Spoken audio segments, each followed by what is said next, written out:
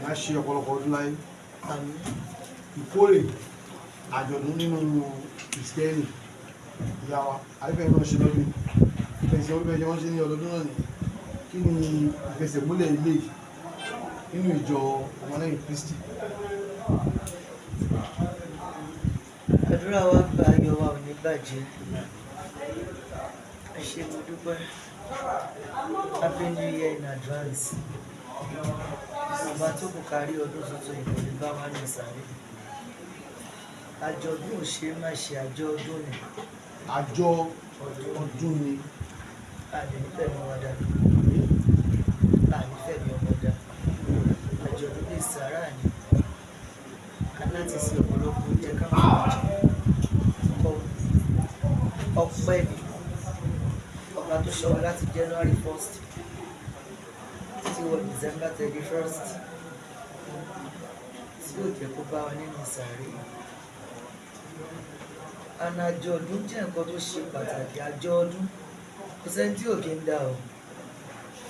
Ó kọ̀ jẹ́ pọ̀nà tó ní kálukú fi ń dá ló yàtọ̀.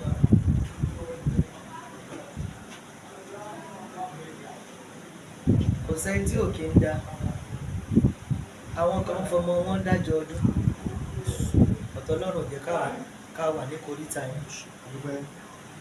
Àwọn kan fi iṣẹ́ wọn, àlàáfíà àwọn kan ọdọọdún ni wọ́n fi ń dájọ́. Wọ́n máa ṣàárẹ̀ lọ́dọọdún. Àwọn kan sì máa fi dájọ́ lóṣooṣù tí wọ́n máa ṣàárẹ̀ lóṣooṣù. Ṣùgbọ́n kò tètè mọ̀ sí àwọn olùkọ́ pé àjọ ọdún tí wọ́n ní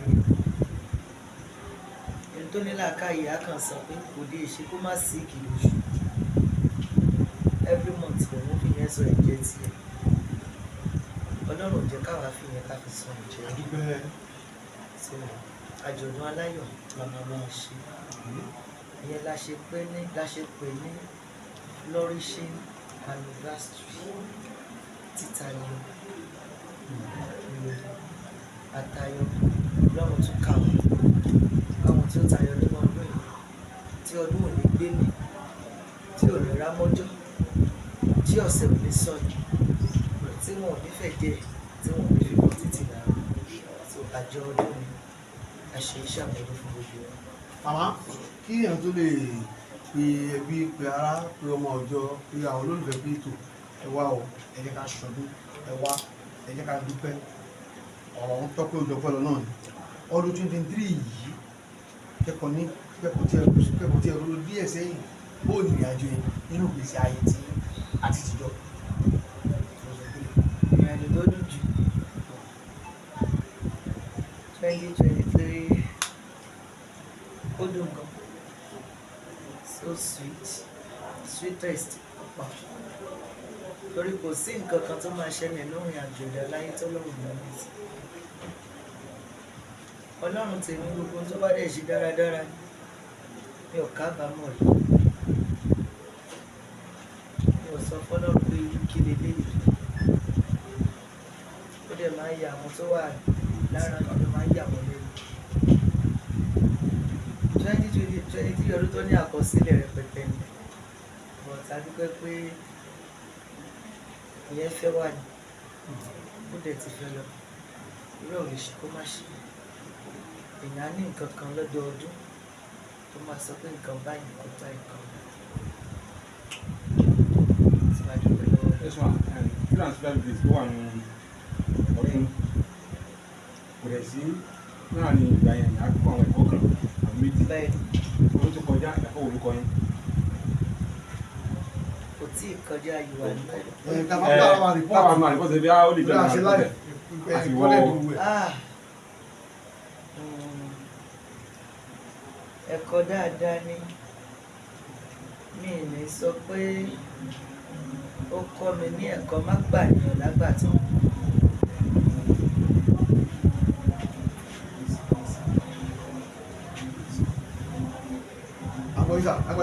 Mi ò ní sọ pé ó kọ́ mi ní ẹ̀kọ́ má gba ènìyàn lágbàtàn àbí ẹ̀kọ́ má fi inú wé inú.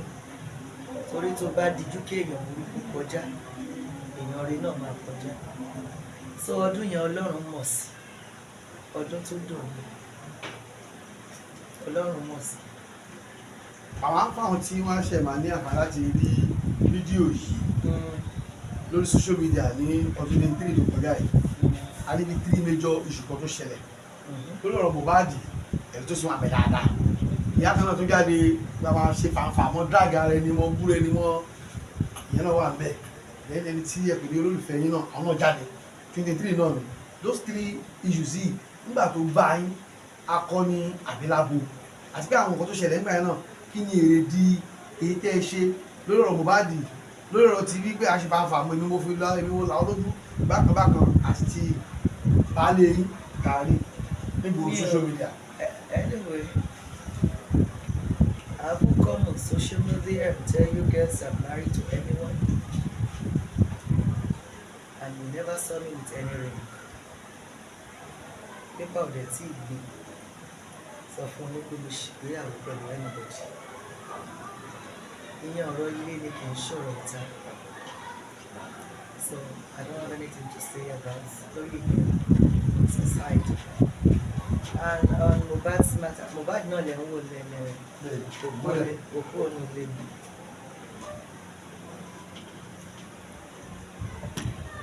Mi ò mọ Mohbad rí. Mo love music Mohbad but mi ò mọ orúkọ ẹni tó kọ.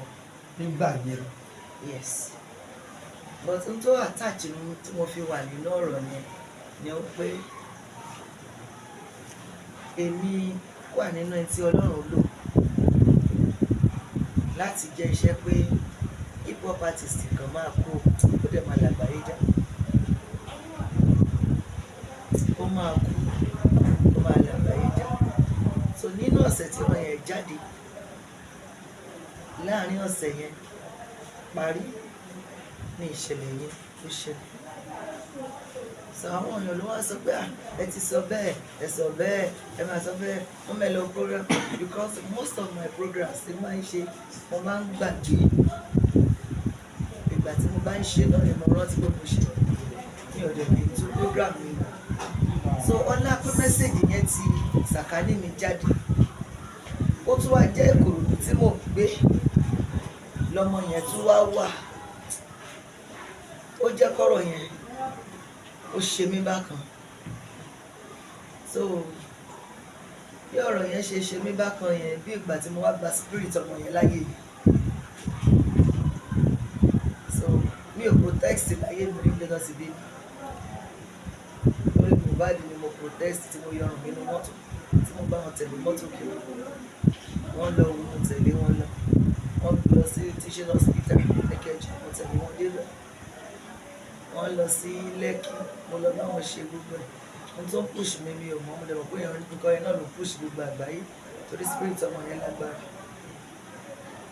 But mo bá tí Ọlọ́run ní kémi ṣe èmi ti ṣe. So mo lọlé mo lọ kí bàbá ẹ̀ lẹ́yìn tí mo lọ kí bàbá ẹ̀ lẹ́yìn kan gbà lé mi pé kí mú bàbá yẹn já sí gbangba torí àwọn tó bá fẹ́ kí wọ́n lè ríran yìí. Wọ́n á pe sísá mi kan mo bá wọn sọ a lè decide ṣùgbọ́n kínkín nínú ọ̀pọ̀ Ọlọ́run kò ní lọ́lá ìmáṣe. Adé amú bàbá yẹn kúrò ní èmi ìjọ kẹta. Mi ì fẹ́ sọ nípa ẹ̀yìn nítorí èèyàn ṣe nǹkan tó wọ̀n sí gbogbo àgbáyé náà jù. So mi ì fẹ́ mẹ́nu léyìn mọ́ jù. Ìyẹn kéèsì mátà ìyẹn ìwà ni. Ẹgbẹ́ kan. Ẹni tó wá bàbá yẹn lọ ilé. Tó fẹ́ lọ ká bàbá yẹn mọ́ ilé bí kò wọ́n ká bàbá yẹn mọ́ bí ta gbé bàbá yẹn sí ní Ìkẹjà. So ìyẹn I don't wanna talk about it. ó fẹ́ ṣe láburú ni àwọn I fẹ́ ṣe. don't wanna talk about it. I just don't wanna talk about it. Tí ó bá mú bàbá tí wọ́n bá fẹ́ sọ nípa ẹ̀, you can bring God the story. So I don't wanna talk about it. And obìnrin tẹ ní ẹ̀yìn àti ẹ̀yìn ó ṣe fanfa àbí tó bá ń ṣe fanfa. anyway a lè rìn orí má mi Sátánì ò dẹ̀ lè má ṣiṣẹ́. I don't know her àmọ́ra rí mi ò rí rí láyé mi. I saw her for the very first time ọjọ́ tí máa rí but Ọlọ́run ti jọ yá wa lò nìyẹn. Atẹ́gùn dẹ̀ ti fẹ́ yẹn lò. Ìyẹn ti di past tense. I don't wanna talk about it anymore. Mọ̀mọ́ ká mọ́ dání láwùjọ ní èmi ọjọ́ ìdùnnú ní ọjọ́ ayọ̀ ni. Lójú gẹ́gẹ́ bí aláàkọ́ alábíàmọ́ ni. Èkejì wòlíì tí ó mú yẹn dáadáa. Irúkọ tí Mohbad wá wà ò tí ì bó mọ́lẹ̀ ò tí ì sin gbogbo yẹn náà. Kí ni ìjọ tí ẹ̀yẹ kó rí bẹ́ẹ̀ kí sì ni mo rántí fún ìtẹ̀síwájú ọmọ ẹ̀ kó lọ sinmi. Ìṣègùn àtọ́ bá bóyá ọmọlẹ̀ kó tó sinmi. Ìrètí ẹ̀yìn orí gẹ́gẹ́ bí Ọlọ́run ara ọ̀tọ̀. Ohun gbogbo wà lọ́wọ́ Ọlọ́run. All I have for Mohbad tí mo kàn lè sọ ni pé may his soul rest in perfect peace. Yes, because I won't say justice for Mohbad because they should allow you to rest. Sẹ́ńtò lè ṣe justice for Mohbad àfi Ọlọ́run. Àjẹ̀tú fi Mohbad fúnra rẹ̀, that is tí Ọlọ́run bá fún òkú ní agbára.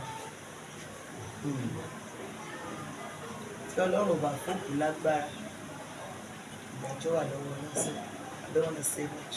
Mọ́mí àbíyamọ ní ìgbà tó dẹ̀ mọ̀ níwọ̀n pé ẹ fẹ́ràn ọmọ àwọn tá a súnmọ́ yàrá pé ọmọ máa wà lọ́kàn ìjọba yìí. Bẹ́ẹ̀ Kí ẹ bá wá ní ògo nínú ọmọ bẹ́ẹ̀ kí ló yẹ kí òbí ṣe kí òbí yàn tó ní jáwọ́ ọmọ lọ́wọ́. àwọn kan máa ń pè mí wèrè ọlọ́mọ. Kì í ṣe bẹ́ẹ̀.